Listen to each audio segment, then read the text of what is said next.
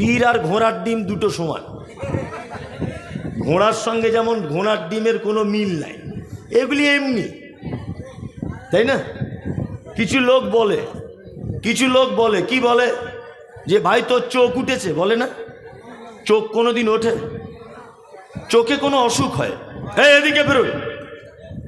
আমি বলছি কিছু লোক পাড়া গ্রামে বলে না যে ভাই তোর চোখ উঠেছে, বলে কি বলে না? বলে। আচ্ছা, চোখ কারুর ওঠে? এটা এমনিতে বলে, তাই না? এই কথার সঙ্গে এর বাস্তবতার কোনো মিল আছে? নেই। যেমন এর বাস্তবতার কোনো মিল নেই, ঘোড়ার সাথে তার ডিমের যেমন কোনো মিল নেই, চোখ উঠেছের সঙ্গে চোখের যেমন কোনো মিল নেই, পীরের সাথে ইসলামের কোনো সম্পর্ক নেই, কোনো সম্পর্ক। ওই কলকাতার কুকুর এসে বলছে যে ঘোড়ার ডিমের যেমন ঘোড়ার সাথে কোনো সম্পর্ক নাই, তেমন পীরের ইসলামের সাথে সম্পর্ক নাই। তো ভারতে ইসলামটা কি ওর বাপ এনেছিল?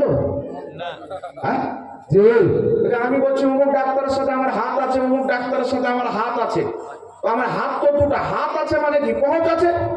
আমার চোখ উঠেছে, চোখ কি উঠে? যেমন চোখ উঠেছে আর বাস্তবতার সাথে মিল নাই। আমার অমুক ডাক্তারের সাথে হাত আছে, অমুক ডাক্তারের সাথে হাত আছে, এর সাথে আসল হাতের কোনো মিল নাই। ঘোড়ার ডিমের যেমন ঘোড়ার সাথে কোনো মিল নাই, তেমন পীরের ইসলামের সাথে কোনো সম্পর্ক নাই। এখন আমি আপনাকে বলতে যাচ্ছি, শুনেন, একটা মেয়ে একটা ছেলের ইসলামিক রীতি রেওয়াজে দুটা সাক্ষী রেখে মোহরানা বেনে ইজাবা কবুল করে বিয়ে হলো। আর সেই মেয়েটা বাচ্চা জন্ম দিল 2 বছর পর।